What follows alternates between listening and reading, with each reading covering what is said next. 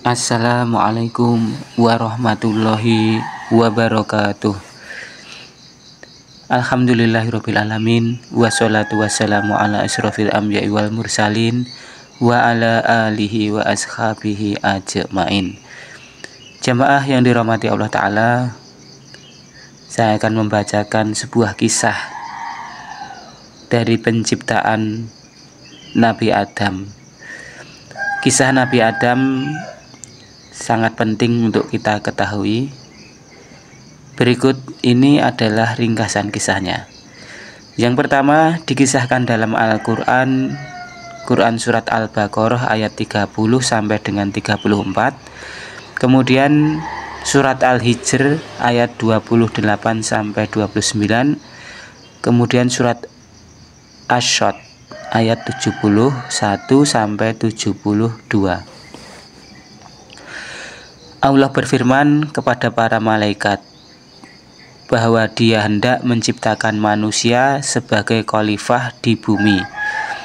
Para malaikat bertanya, "Mengapa engkau hendak menciptakan sesuatu yang akan membuat kerusakan dan menumpahkan darah di bumi, sedangkan kami selalu bertasbih dan mensucikanmu?" Kemudian Allah menjawab, "Aku mengetahui apa yang tidak kamu ketahui." Allah menciptakan Adam dari tanah liat yang dibentuk, diberi ruh, dan dijadikan makhluk yang sempurna.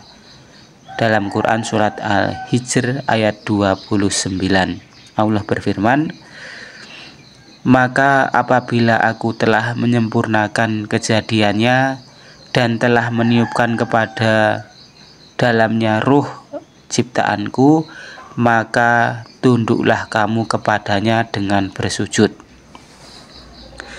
Yang kedua yaitu perintah sujud kepada Nabi Adam dalam Surat Al-Baqarah ayat 34 dan Surat Al-A'raf ayat 11 dan 12.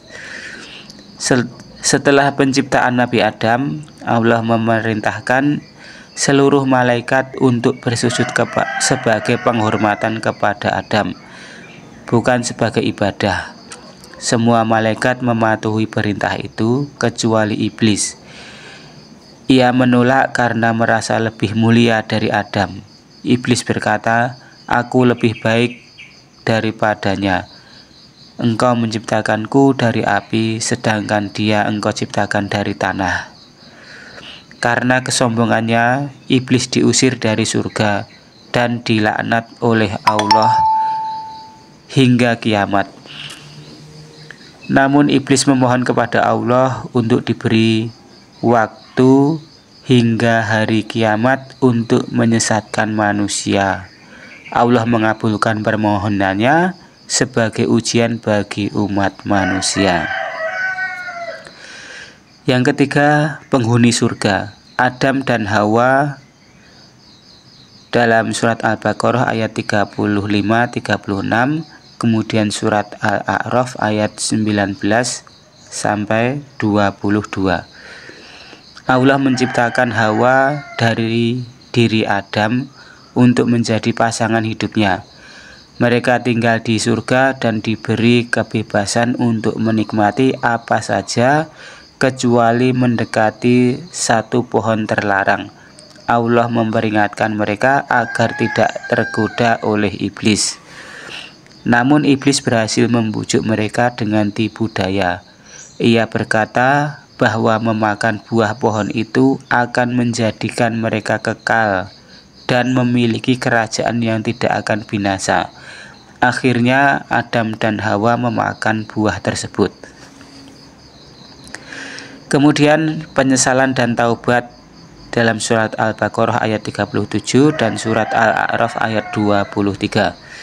Setelah memakan buah terlarang, aurat mereka terbuka dan mereka segera menutupinya dengan dedaunan surga. Mereka sangat menyesal serta kesalahan itu. Adam dan Hawa berdoa, "Ya Rob kami telah mendolimi diri kami sendiri. Jika engkau tidak mengampuni kami dan memberi rahmat kepada kami, niscaya kami termasuk orang-orang yang rugi." Allah menerima taubat mereka, tetapi mereka tetap diturunkan ke bumi sebagai hukuman dan untuk menjalani kehidupan sebagai khalifah.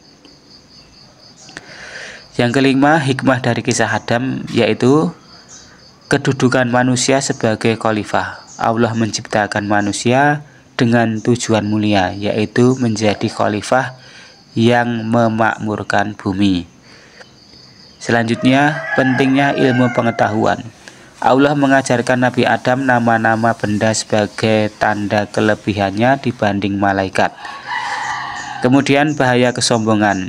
Iblis dihukum karena kesombongannya, yang menjadi peringatan bagi manusia agar tidak sombong. Kemudian kasih sayang Allah. Meskipun Adam dan Hawa melakukan kesalahan, Allah tetap menerima taubat mereka, menunjukkan rahmat Allah yang sangat luas. Kisah ini mengajarkan manusia untuk selalu mentaati perintah Allah dan menjauhi godaan setan dan memohon ampun atas kesalahan yang telah kita perbuat. Jamaah yang dirahmati Allah Ta'ala, itu tadi kisah singkat dari Nabi Adam, yang mana kita bisa ambil beberapa hikmah tadi atas kejadian yang telah diceritakan di dalam Al-Quran dan hadis tadi. Itu saja untuk pertemuan kali ini. Bisa dilanjut untuk kisah-kisah berikutnya. Mudah-mudahan kita tetap istiqomah untuk selalu belajar Al-Quran, untuk selalu belajar agama Islam. Kurang lebihnya kami mohon maaf. Assalamualaikum warahmatullahi wabarakatuh.